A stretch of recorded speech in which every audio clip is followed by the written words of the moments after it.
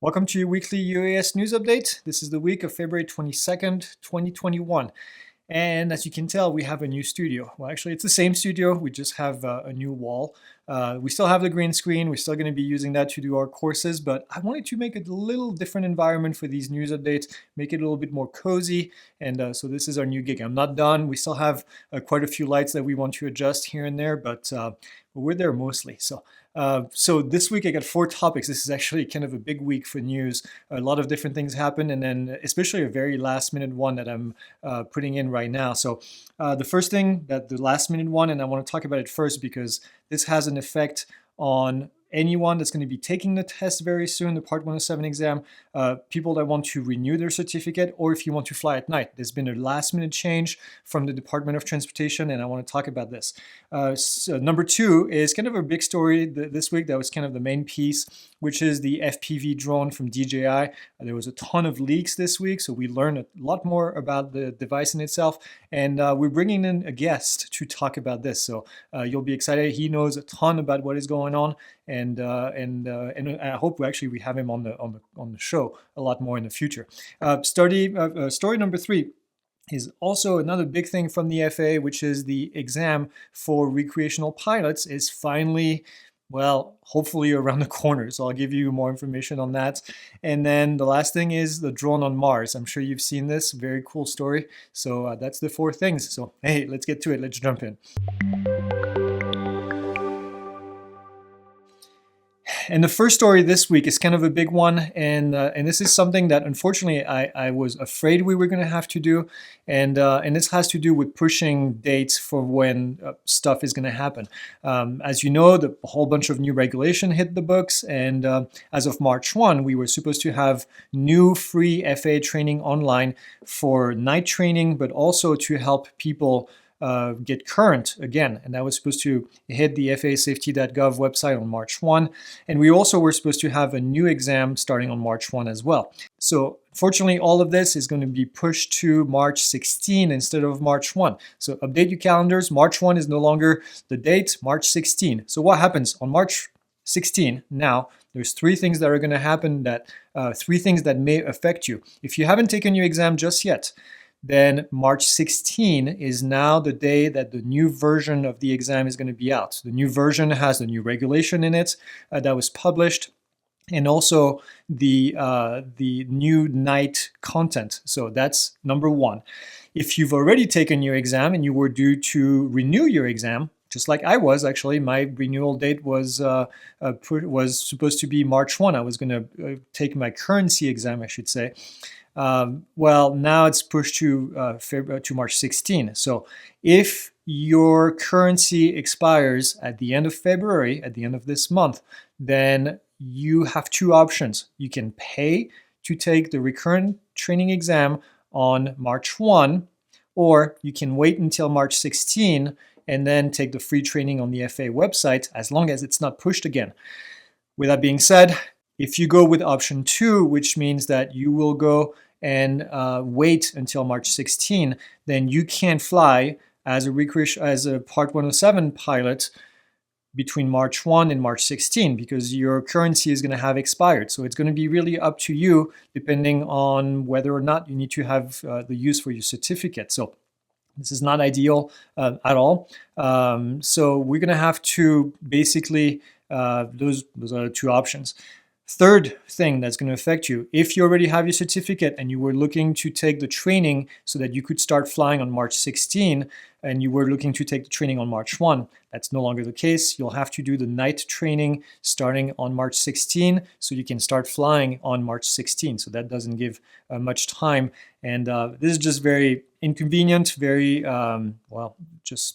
just not ideal, because now we have to retrain everyone and it's been hard enough to train. So I'm a little frustrated, as you may tell, but this is what we have to deal with. So forget about March 1 in your head. If you thought anything was happening on March 1, now it's all being pushed to March 16. So that's kind of an easy way to remember. I'm not going to hash out much more. If you have questions, leave them down there. I'll be happy to answer them and hopefully give you some guidance. And then I'll put a link down in the description as well so you can see the changes in regulation. This is supposed to hit the books on Friday when this news update is supposed to be released. So again, I hope this helps. So Let's move to story number 2, which is a little bit more joyful, and we're going to talk about the FPV drone. And for this, we actually have a guest. So I want to welcome Haye Kesteloo to the show. And Haye is with DroneXL. He's actually the person behind DroneXL. You may have seen DroneXL. You may have seen some of their articles. If you haven't, I highly recommend you go check them out. DroneXL.co. And you'll get tons of great news with them every week. So Haye here is with us talking about the new FPV. So Haye, what's the news? There's been a ton of things going on. Hey, Greg, thank you for having me on the show. Pleasure being here. Yeah, there was a lot of information, of course, already spreading around on social media. I mean, we found bits and pieces on Twitter, on Facebook, and other social media channels as well. And especially in the last couple of days, there's been a treasure, basically, of information with pretty much all the specs, marketing photos, videos of this new DJI FPV drone. I can only talk with you about the information that was publicly available or was officially leaked, I guess you could say, from DJI, because other than that, I am under NDA, so I can't really talk about some of my own experiences. But yeah, everything that's out there and that's out on DroneXL is fair game. So ask me anything you want to know. So we saw a bunch of information last week about, well, the release date first was first scheduled as March 2nd, and then this week we actually got the final approval, right, from DJI themselves. Yeah, that's correct. I think the first indication that it was going to be March 2nd was from a post from somebody who had actually bought the DJI FPV goggles version 2, and he wasn't able to use them because they were locked until March 2nd.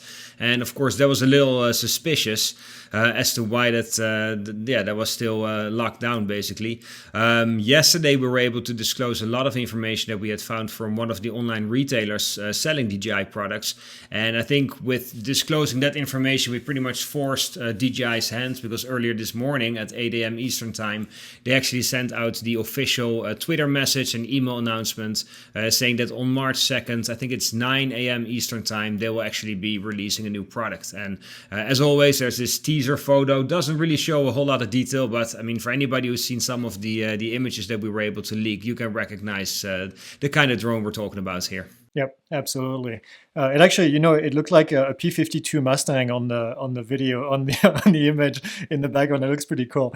The specs, I think a lot of questions that people have been asking is this thing going to be a full-on FPV drone? Is this going to be a hybrid like DJI does? They make drones easy to fly. Is this something that, did we see anything leaked on that kind of information?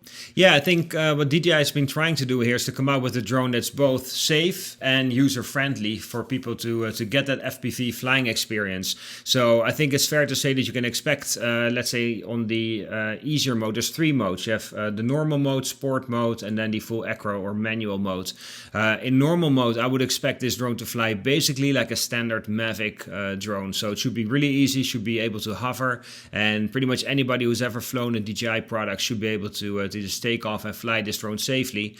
Then when you progress and you go into sports mode, you'll be able to fly the drone more aggressively based on the information that we found and the spec information. And then also you have a full manual mode where this drone basically becomes a real FPV drone. And of course, it's ready to fly out of the box, so you don't have to solder anything, you don't have to custom build it and test and program the drone like you would have to with any other regular FPV drone that you make yourself. This will be ready out of the box, just like a regular DJI drone. And I think when you say hybrids, I think you're right. I mean, on one hand, you'll be able to get that FPV flying experience and get more of that cinematic footage. If you then progress and you go into full manual, yeah, you'll be able to do all the flips and all the crazy stuff that people do with FPV drones. So I think DJI is trying to bridge the gap between those two different worlds, if you will, and also open the door for anybody who wants that flying experience. And you don't really get that with, let's say, a Phantom or a Mavic drone. But now with these goggles, high definition, you're on board on that drone. And yeah, if you make those wide swooping turns or those bank turns, you're going to get that experience for sure. Yeah, and I think that's what a lot of people were expecting. I wonder how the FPV community is going to react to this, and how it's going to fly compared to flying an actual FPV that people built. So this will be interesting to see. There were a lot of specs that were leaked this week as well. We saw, I think you had mentioned last week when I read the article, we had 4K at 60 frames per second. There wasn't a bit rate, but I think there was a bit rate that was released now, and then some more information on the goggles themselves. Can you talk more about that? Yeah, I don't know what the exact bit rate is going to be, but 4K 60 for sure. You get high definition on the goggles. Based on the footage that I've seen, it's really high quality. It's very different from flying an analog FPV drone. This is much higher quality footage that you get right in the goggles themselves, and then of course on the onboard recording, the video quality is even better. So yeah, you can expect to get the best possible cinematic footage, I guess, for a drone in this price range. And so price, that was my next question. The price was actually, well, I don't know how, was it leaked? How did you find the price? Yeah, in one of the marketing photos, they actually announced the price, saying $12.99, which I would imagine is for the DJI FPV combo, which would include some more of the accessories. I think that's going to be basically the base package. You're going to get the drone, the controller, you're going to get at least one battery, you're going to get the goggles, and basically have a package that's ready to fly. You get some spare propellers, you get the charger, some cables as well, and I believe that's going to be the $12.99. I mean, at least that's what we know based on those official marketing photos that were leaked earlier this week. For that price, I think it's actually really a good deal. I mean, if you were then to progress into real custom built FPV drones, you can still use these goggles, so you already have that built in. I mean, it's not super cheap, perhaps, but I think for the flying experience and the ease of use and the fact that you can just fly it right out of the box without any special training or simulation, basically, that you would need to get up to speed with first, yeah, I think this is a very unique flying experience for anybody, basically. I think for the price, that's kind of incredible, actually, because the goggles themselves, if you know, we have a drone building course that we, for FPV drone, taught by Don, our instructor, and he's built like hundreds of them. And I mean, the price, if you get the right components, if you get the goggles, if you get everything tuned correctly, that's going to be actually probably more expensive than that. So that's actually, there's a big price to entry to FPV because of the additional equipment, the goggles and everything. So the controller, tell me more about the controller. It looks like smaller than what we've seen. Obviously, no screen on the controller because you don't need that. You have the goggles. So it almost looks like a PlayStation kind of controller. Yeah, I think it's much more intuitive, especially for people who are used to PlayStation and Xbox devices. It's very comfortable. It fits easily in your hands, and if you're used to any of those PlayStation things, then this is easy to fly. As you pointed out, you don't need your smartphone connected to the controller or any other kind of display because you have all the information readily available within your goggles.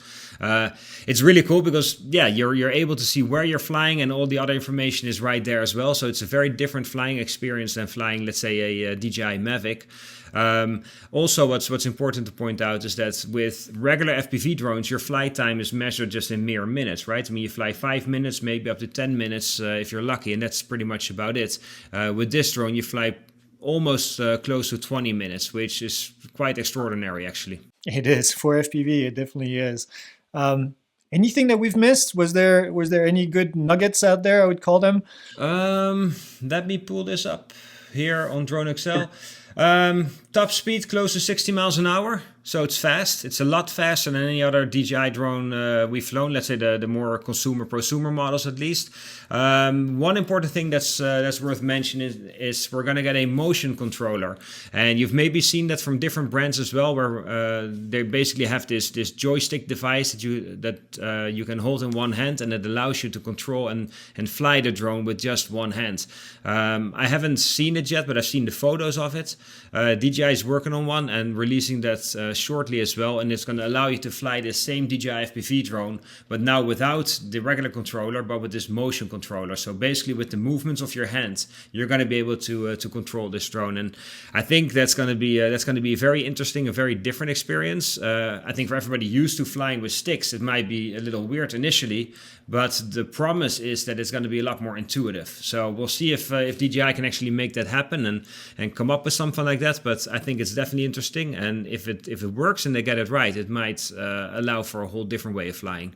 Yeah, and actually, if they can cross that into different type of drones, then that would be quite amazing as well. And maybe even getting some really precise movement with that. That's really cool. And then opening it to actually people that may have issues with flying with one hand only, where they can only fly with one hand. That might open up different opportunities for people. Wow, that's cool. Yeah. I actually missed that one. I missed that article about that. That's cool. There's been so much coming out, but I mean, in the years that I've been writing drone articles, I've interacted with quite a few people, and some people that have handicaps or disabilities. And what a lot of those guys told me is the fact that even though while they might be sitting in a wheelchair, the fact that they can launch a drone and fly around and see things that they otherwise wouldn't be able to get to easily because of their handicap or disability opens up this whole new world for them. So if you think specifically about those kind of people, yeah, having a motion controller that allows you to control and fly a drone with just one hand, that might open up this hobby for a whole new group of folks out there. Yep, I agree. We actually see a lot of vets that come and take our course and looking for new things to do after they're done with the military. And drones have opened up a lot of things for them. And FPV drones, I know, have done that as well. Allow people to have that freedom of flying. So that's cool. I like the sound of that.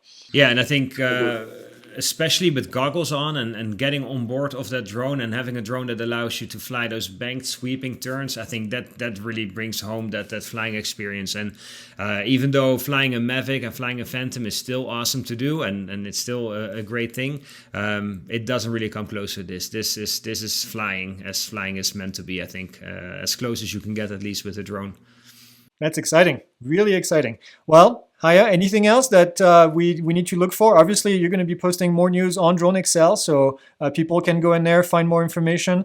Tell us more a little bit about the website. Obviously, we're going to see you again on the show, I hope, and talking about more drone news. But where do they go? How can they actually get more information on a regular basis? Tell us more.